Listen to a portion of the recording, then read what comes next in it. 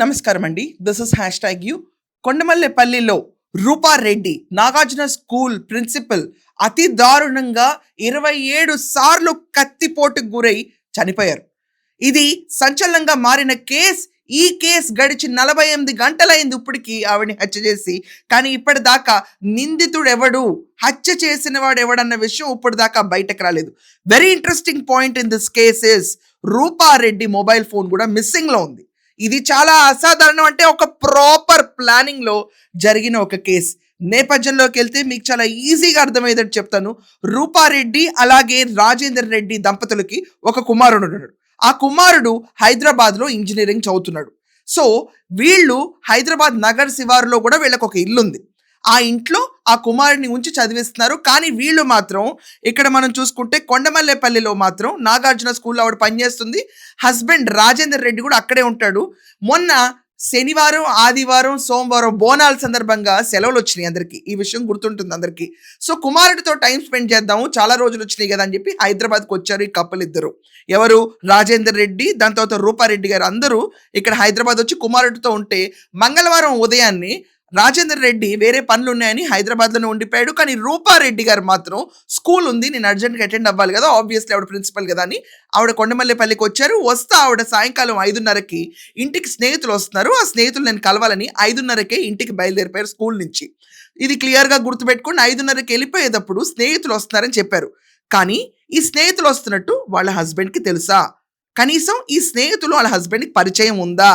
And ఇంటికి వచ్చిన తర్వాత ఆవిడ ఇంట్లో సెటిల్ అయిన తర్వాత మరుసటి రోజు పొద్దున్నే ఇక్కడ రాజేందర్ రెడ్డి గారు రూపారెడ్డి గారితో మాట్లాడాలని ఫోన్ చేస్తే ఆవిడ ఫోన్ ఎన్నిసార్లు చేసినా కూడా స్విచ్ ఆఫ్ వస్తుంది. ఎందుకంటే ఆల్రెడీ అక్కడ మర్డర్ జరిగిపోయింది. పైన వాళ్ళ ఇంటి పైన ఉన్నాళ్ళు, వాళ్ళ అద్దెకిచ్చిన ఇల్లు అంట పైన. ఎవరు? రూపారెడ్డి గారు సొంత ఇల్లేది. సో వాళ్ళ హస్బెండ్ వాళ్ళకి ఫోన్ చేసి కింద మా వైఫ్ ఫోన్ ఎత్తట్లేదు, ఒకసారి వెళ్ళి చూడరా అంటే వాళ్ళు తలుపులు కొట్టిన తలుపులు తీయకపోతే డోర్ ఓపెన్ చేసి చూస్తే రక్తపు మడుగులో రూపారెడ్డి. ఒక్కసారిగా షాక్ అయ్యి స్థానిక పోలీసులు కంప్లైంట్ ఇచ్చి హస్బెండ్ ఇమ్మీడియట్గా వచ్చేసి చూస్తే సీసీటీవీ ఫుటేజ్ని పరిశీలిద్దామని పోలీసులు వచ్చారు. పోలీసులు వచ్చిన తర్వాత సీసీటీవీ ఫుటేజ్లో ఎక్కడా చిక్కలేదు, అనుమానాస్పదంగా కూడా ఎవరు కనపడలేదు. ఇది చాలా మిస్టీరియస్గా మారిన ఒక మర్డర్ కేస్. అసలు స్కూల్లో ఎవరితో ఉన్న గొడవలు ఉన్నాయా అన్న రీతిలో కూడా ఆలోచిస్తారంటే యూజువల్గా గ్రడ్జెస్ ఉంటాయండి చాలా మందికి స్కూల్స్లో. ప్రిన్సిపల్గా ఇవిడ వ్యవహరిస్తున్నప్పుడు ఇవిడ స్ట్రిక్టా కాదా చాలా విషయాలు ఉంటాయి. వాటిపైన ఎవరైనా చేశారా అని చెప్పి వెరిఫై చేస్తున్నా దొరకట్లేదు. ఆవిడ ఫోన్ నెంబర్ను ఇప్పుడు ట్రాక్ చేస్తున్నారు, ఎందుకంటే మొబైల్ ఫోన్ ఆల్రెడీ పోయింది. సో అది పోవటంతో ఇప్పుడు ఆవిడ ఫోన్ నెంబర్ని ట్రాక్ చేస్తున్నారు. 5:30 కంటే ముందు ఎవరెవరు ఆవిడ టచ్లో ఉన్నారు, మంగళవారం రోజు నుంచి అసలు ఆవిడకి వచ్చిన ఫోన్లు ఏంటి, ఎవరితో మాట్లాడారు అన్న విషయం ఇక్కడ బయట పెట్టాలని పోలీసులు ఇప్పుడు ట్రై చేస్తున్నారు. ఇక్కడ 3 బృందాలుగా విడిపోయినాయి. మొత్తం క్లూస్ టీమ్ అని చెప్పి దాని తర్వాత ఇన్వెస్టిగేషన్ టీమ్స్ ఇలా 3 బృందాలుగా విడిపోయి ఎంత నిఘా పెట్టి ఎంత వెతుకుదామన్నా కూడా దొరకలేదు. ఇది కాకుండా వాళ్ళ హస్బెండ్ ఇంట్లో లేరన్న విషయం ఎవరికి తెలుస్తుంది? ఇది పెద్ద బ్రేకింగ్ కదా. యూజువల్గా హస్బెండ్ ఇంట్లో లేరనేది చాలా సన్నిహితంగా ఉన్న వాళ్ళకే తెలుస్తుంది. ఆ సన్నిహితంగా ఉన్న వాళ్ళు వీళ్ళ హస్బెండ్కి తెలుసా? రాజేందర్ రెడ్డి గారికి తెలుసా? ఇది పెద్ద క్వశ్చన్. ఎవరెవరు అయి ఉంటారు? ఇది కూడా పెద్ద క్వశ్చన్.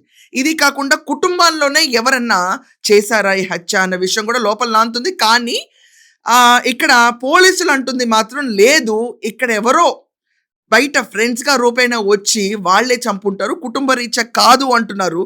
నైట్ 7:30 ఫోన్ చేస్తే ఫోన్ స్విచ్ ఆఫ్ వచ్చింది. మాకు తర్వాత స్విచ్ ఆఫ్ వచ్చిందని ఏంటి అని చెప్పి మార్నింగ్ 8 రావడం జరిగింది. వచ్చి వెరిఫై చేస్తే ఆ ఇంటి లోపల ఆవిడ పక్క డోర్ నుంచి లోపల డోర్ ఓపెన్ చేసింది. లోపల బ్లడ్ లో పడిపోయి చనిపోయినట్టు కనిపిస్తా ఉంది. మేము దాని మీద దరఖాస్తు తీసుకుని కేసు రిజిస్టర్ చేసినాం. 5:30, 5:40 తర్వాత ఫోన్ ఆఫ్ చేశారు. ఫోన్ స్విచ్ ఆఫ్ అయిపోయింది. 5:30 నుంచి నైట్ ఎప్పుడైనా 8 మధ్యలో జరిగిందని మేము అనుకుంటున్నాం. 5:40 to 8 వరకు. మార్నింగ్ 8:30కి మనకు కంప్లైంట్ వచ్చింది. కానీ సీసీటీవీ ఫుటేజ్ లో కూడా ఎక్కడా చిక్కలేదు ఇప్పుడు దాకా ఒక్క క్లూ. స్థానికులందరూ చుట్టుపక్కల ఆవిడ ఉండే ఏరియా చుట్టుపక్కలంతా అక్కడ పోలీసులు ఎక్కువ మంది ఉంటారంట. ఎస్ఐలు, సిఐలు, ఇంతమంది పోలీసులు ఉన్న చోట అంటే అది చాలా హైలీ సెక్యూర్డ్ ఏరియా ఆబ్వియస్లీ. అలాంటి ఏరియాలో ఇక్కడ రూపారెడ్డి గారిని వచ్చి 27 సార్లు ఒకళ్ళు చంపేసేసి ఆవిడ ఫోన్ కూడా తీసుకెళ్ళిపోతే సీసీటీవీ ఫుటేజ్లో చిక్కలేదంటే ఎంత క్లెవర్గా మర్డర్ చేసే వాళ్ళు వ్యవహరించాలో ఇక్కడ మనం గుర్తుపెట్టుకోవాలి. ఇది పక్కా రెక్కీ చేసి స్కెచ్ వేసి చేసిన ఒక దారుణ హత్య. ఈ హత్యలో మనం ఆలోచించాల్సిన విషయం ఏంటంటే అసలు రాజేందర్ రెడ్డికి ఎంతెంత విషయాలు తెలుసు. రాజేందర్ రెడ్డి ఎప్పుడు యూజువల్గా ఏంటంటే వాళ్ళ వైఫ్తో పాటే తిరిగి వచ్చేస్తాడంట. కానీ ఆ రోజు మాత్రం స్పెసిఫిక్గా రాజేందర్ రెడ్డి నాకు వేరే పని ఉంది నేను రాను అని చెప్తే రూపారెడ్డి ఒక్కతే కొండమల్లెపల్లికి వచ్చిందంట హైదరాబాద్ నుంచి. సో రాజేందర్ రెడ్డి వైపు కూడా ఆలోచించాలి ఇప్పుడు ఖచ్చితంగా. అండ్ ఇంత కుటుంబంలో ఒక కొడుకు దగ్గర ఇంత ప్రాపర్ ఫ్యామిలీ ఉన్నప్పుడు ఇంటికి వెళ్తున్నప్పుడు కాల్స్ చేసుకుని చెప్తారు. సర్వసాధారణంగా జరిగేదే ఇది. మన ఇంటికి వీళ్ళు చుట్టాలు వస్తున్నారు, ఈ స్నేహితులు వస్తున్నారు, వీళ్ళని కలవడానికి వెళ్తున్నామని. కానీ ఇదేమీ లేకుండా ఆవిడ ఎవరిని కలిసే అంటే జస్ట్ ఫ్రెండ్స్ వస్తున్నారా లేదా వాళ్ళ హస్బెండ్కి చెప్పారనే విషయం పైన కూడా ఇంకా క్లారిటీ రాలా.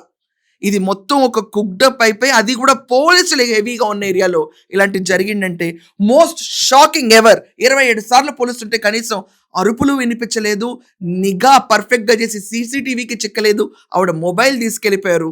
ఎక్కడ దొరుకుతారు ఇలాంటి వాళ్ళు? సో మీరందరూ వినే ఉంటారు. దీని గురించి ఖచ్చితంగా వాళ్ళ పిల్లడి పాపం హృదయం చలించి ఉంటుంది. మీ అందరూ ఒపీనియన్ ఏంటి? రాజేందర్ రెడ్డిని కొంచెం డౌట్ చేయాలేమో, ఐఎమ్ నాట్ ష్యూర్. బట్ ఎందుకంటే అసలు హస్బెండ్కి తెలియకుండా ఎవరు వస్తున్నారో ఆరా లేకుండా అంత ఉంటుందా? దీని గురించి కొంచెం మీ ఒపీనియన్స్ ఖచ్చితంగా రాయండి. అండ్ ప్రతి ఒక్క ఇళ్ళకి ఈరోజు అద్దెకి ఇస్తున్నామంటే సీసీటీవీలు పెడుతున్నారు ప్రతి ఫ్లోర్లోనూ. తేజస్విని ఇష్యూలో కూడా చూసాం, ఆ ఒక్క ఫ్లోర్లోనే సీసీటీవీ పనిచేయాల. అలాగే వీళ్ళు అద్దెకి ఇచ్చేటప్పుడు సీసీటీవీలు ఉండవా? It's a lapse of common sense. దీని గురించి మీ ఒపీనియన్స్ ఖచ్చితంగా రాయండి. That's all for now. Thank you.